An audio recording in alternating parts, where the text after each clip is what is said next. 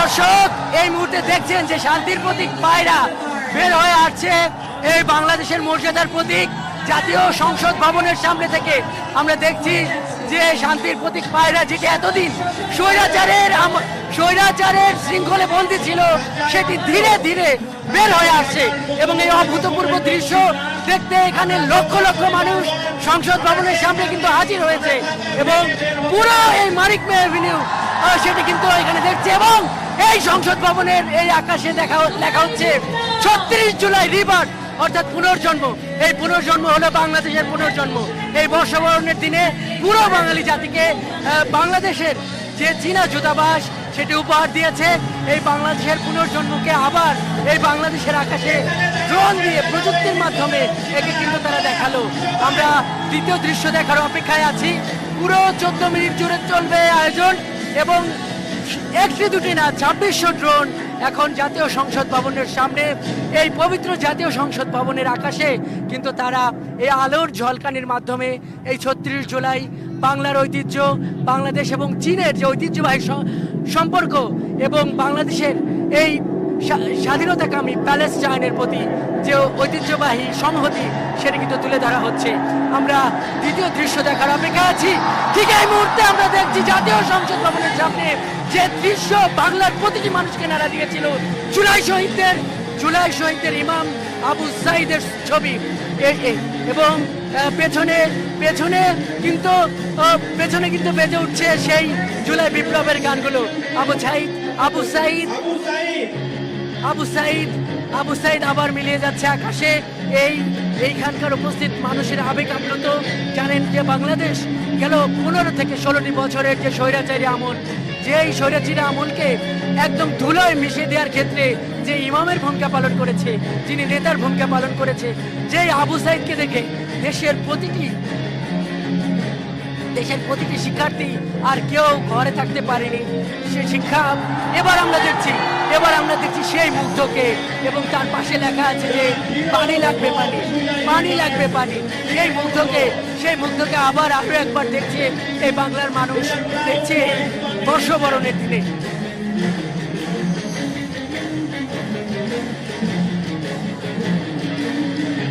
জুলাইয়ের যে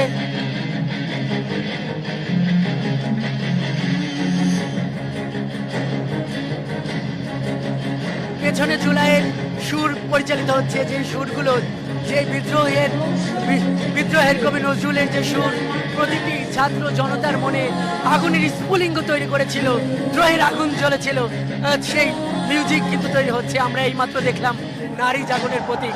এই জুলাই আন্দোলনের নেতৃত্ব দিয়েছিল নারীরা। এখানে কিন্তু বেজে উঠছে আকাশের মতো বাধাহীন মরু সঞ্চার বেদুইন। এই এক অভূতপূর্ব দৃশ্যের সাক্ষী হচ্ছে এই জাতীয় সংসদ ভবন এবং এর সাক্ষী হচ্ছে লক্ষ মানুষ। আজ এই বাংলাদেশ, এই জাতীয় সংসদ ভবন, এই মানিক মে এভিনিউ নতুন এক ক্ষণের সেই আবার তার জুলাইয়ের একটা খণ্ড রচনা হচ্ছে। জুলাইয়ের যে ঐতিহাসিক চরিত্রগুলো মানুষকে একটি স্বাধীনতা এনেছিল, বাংলাদেশের পুনর্জন্ম ঘটিয়েছিল, সেই দৃশ্যগুলো আবার মানুষের সামনে কিন্তু এখানে আবার চিত্রিত হচ্ছে এবং মানুষ কিন্তু যার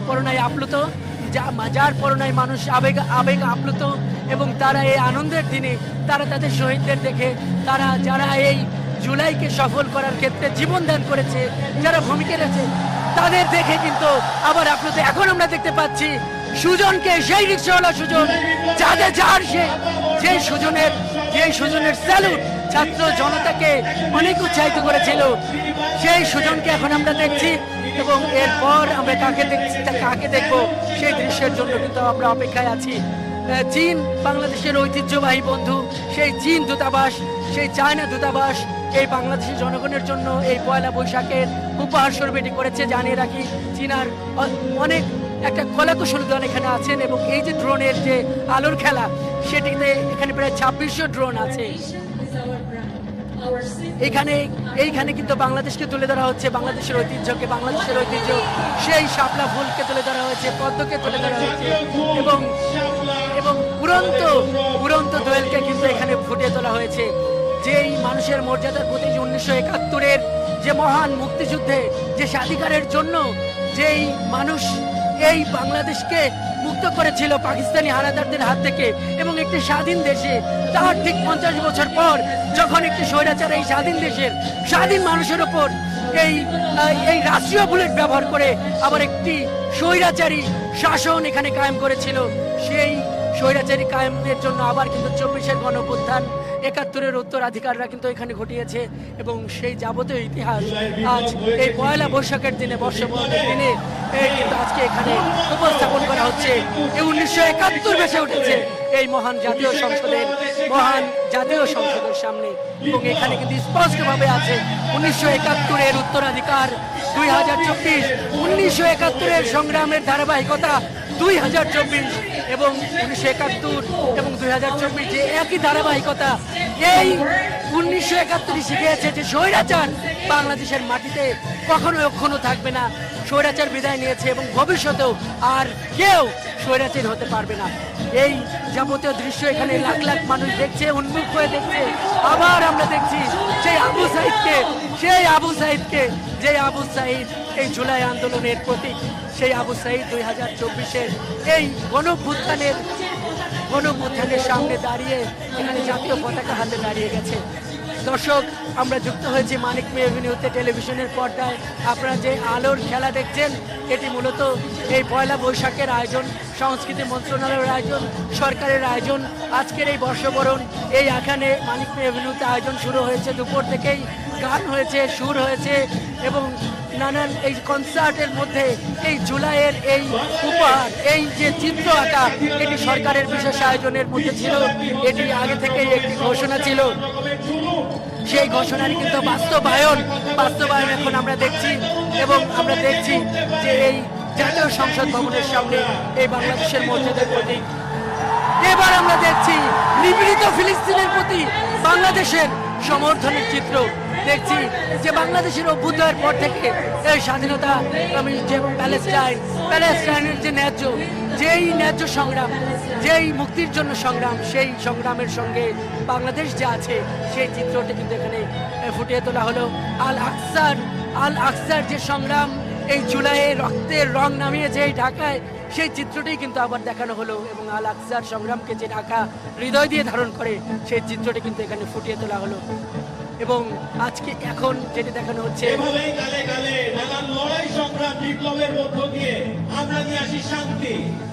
এবং আমরা দেখছি সেই জুলাইয়ের ইমাম শান্তির দূত আবু সাইদকে আবার আমরা দেখছি এবং এর মাধ্যমে কিন্তু সম্ভবত এই ড্রোন শুটিং শেষ হতে চলেছে।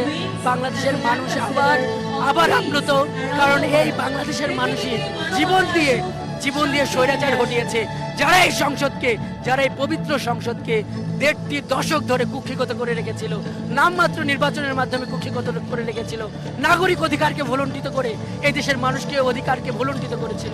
এভাবে এই জুলাই যে ঘটেছে, সেই জুলাইয়ের সেই স্মৃতি আজকে পয়লা বৈশাখের এই আনন্দের দিনে এই মহান জাতীয় সংসদের সামনে এই যে আঁকা হলো, এতে মানুষ আজ উচ্ছ্বসিত। মানুষ আবার দেখলো, মানুষ আবার সেই জুলাই ফেরত গেল, সেই রক্তমাখা জুলাই, সংগ্রাম মাখা জুলাই 2000-এর মতো শহীদদের কাছে চলে গেল, আবার সেই সংগ্রামের দিনগুলোতে চলে গেল। এবং এটি যে বাংলাদেশে অবস্থিত চীনা দূতাবাস উপহার দিয়েছে, সেই লেখাটি কিন্তু এখানে আছে। এখানে লেখা আছে long live China, Bangladesh friendship. এবং এই বাংলাদেশের পাশে যে এই অকৃত্রিম বন্ধু চীন আছে, এই দৃশ্যটা কিন্তু আবারও এখানে ফুটিয়ে তোলা হলো। এবং এই আনন্দের মধ্যে এই জুলাইয়ের যে আবেগ, সেটি আবার মানুষের মনে জাগ্রত হলো এবং এর মাধ্যমে কিন্তু এই ড্রোন শুটিং হয়তো শেষ হতে শুরু করেছে। আমরা এটি দেখলাম যে এখানে লাখ লাখ মানুষ এই মানিক মে এভিনিউতে দাঁড়িয়ে গেছে এই ড্রোন শুটিং দেখার জন্য এবং তারা নির্লিপ্ত চোখে তারা এই অপলক দৃষ্টিতে তারা কিন্তু এই পবিত্র সংসদ ভবনের সামনে নতুন বাংলাদেশের পুনর্জন্মের, জুলাইয়ের সংগ্রামের, 1971-এর গণমানুষের সংগ্রামের, 1971-এর পর 2024-এর এই ছাত্র জনতার সংগ্রামকে আবার কিন্তু ঝালিয়ে নিল এবং এর মাধ্যমে এই ড্রোন শুটিং শেষ হতে শুরু করেছে এবং এবং এর এখন যেটি এখানে দেখা যাচ্ছে যে শুভ নববর্ষ লেখা উঠেছে এবং এবং এভাবেই এই এখান থেকে এই শিক্ষাটাই এখানকার মানুষেরা নিচ্ছে যে জুলাইকে তারা ভুলবে না, যেভাবে ৭১কে এদেশের মানুষ হৃদয় দিয়ে ধারণ করে এবং ৭১-এর শহীদদের যেভাবে এদেশের মানুষ কোনো সময়ের জন্য কোনো উপলক্ষে কোনো আয়োজনে যেভাবে মানুষ ভুলে যায় না, সেভাবে এই বাংলাদেশের পুনর্জন্ম ১৯৭১-এর পুনর্জন্ম ২০২৪ সেইখানে আবার এভাবেই এই ৭১-এর শহীদদেরকে এই ২৪-এর শহীদদেরকে স্মরণ রাখবে। এবং আমরা দেখছি যে ২,৬০০ ড্রোন সেটা কিন্তু আবার ধীরে ধীরে হয়তো এখন নেমে পড়বে এবং মুক্তির গান গাইছে, মুক্তির গান বাজছে এই মঞ্চ থেকে এবং সেইভাবে এই জুলাইয়ের সাক্ষী হলো এই আমাদের এখানকার লাখো মানুষ।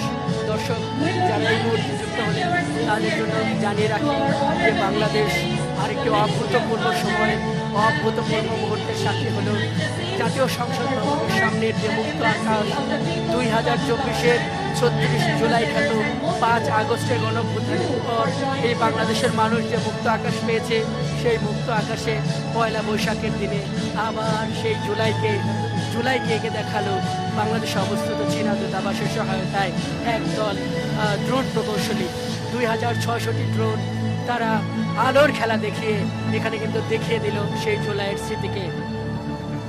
এবং এরই মাধ্যমে কিন্তু এখানে আজকের আয়োজনের যে প্রধান আকর্ষণ ছিল ড্রোন শো, সেটি কিন্তু এভাবেই শেষ হলো এবং আমরা দেখলাম যে এটি দেখার পর মানুষ বেশ আবেগ আপ্লুত।